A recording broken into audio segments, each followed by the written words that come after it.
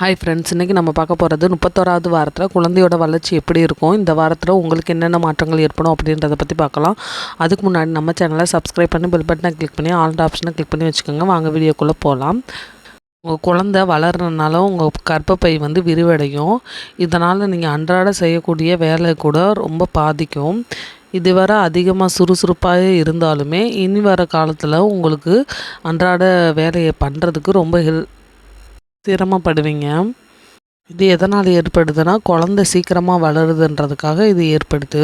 இந்த 31வது வாரத்தில் குழந்தையோட 5 புலன்கள் சொல்லுவாங்கள்ல, கண், காது, மூக்கு, வாய் அப்படின்னு சொல்லுவாங்கள்ல, அந்த 5 புலன்களுமே நல்லா உருவாகிட்டுருக்கும்.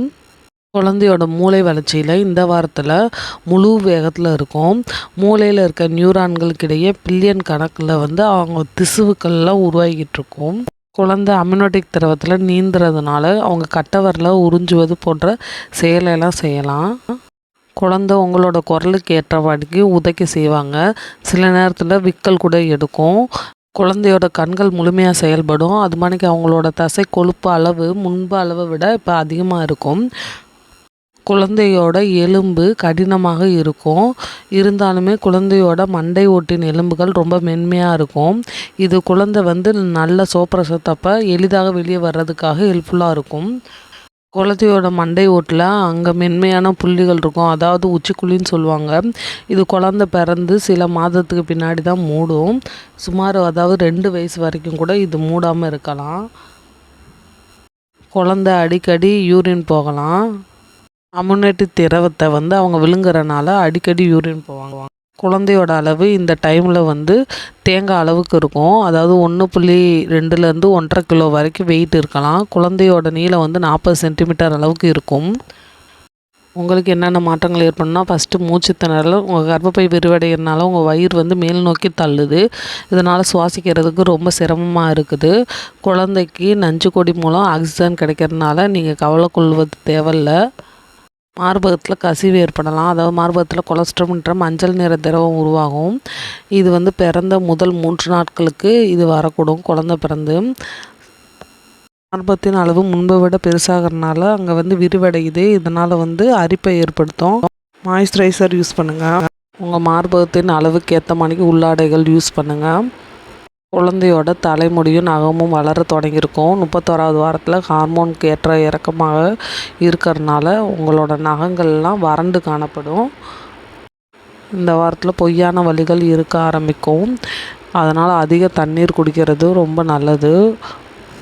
தூக்கத்தில் சிக்கல் இருக்கலாம். ஏன்னா வயிறு பெருசாக இருக்கிறதுனால ஒன் சைடாகவே படுக்க முடியாது. அதனால் உங்களுக்கு சிக்கல் இருக்கலாம். முதுகு வலி ஏற்படும். இந்த டைமில் குழந்தையோட வெயிட் இன்க்ரீஸ் ஆகிறதுனால உங்களுக்கு பின் முதுகு வலியில் வலி ஏற்படலாம். அடிக்கடி யூரின் போகும். ஏன்னா குழந்தையோட தலை கீழ் பகுதியில் இருக்கிறதுனால உங்களுக்கு ஒரு அழுத்தம் ஏற்படுத்தி அடிக்கடி யூரின் போகலாம். உங்கள் வயிறு பெருசாகிறதுனால தோள்களில் அரிப்பு ஏற்படும். இது சாதாரணமாக இருக்கிறது தான். குழந்தையோட அசைவு இந்த டைமில் சுறுசுறுப்பாக இருக்குதா அப்படின்றத பார்த்துட்டே இருக்கணும். இந்த டைமில் சோர்வை உணரலாம். இந்த நேரத்தில் உங்களுக்கு சோர்வுன்றது இயல்பானது. ஏன்னா நைட்டு நல்லா தூங்காமல் இருப்பீங்க. அதனால் உங்களுக்கு டயர்ட்னஸாக கூட இருக்கலாம்.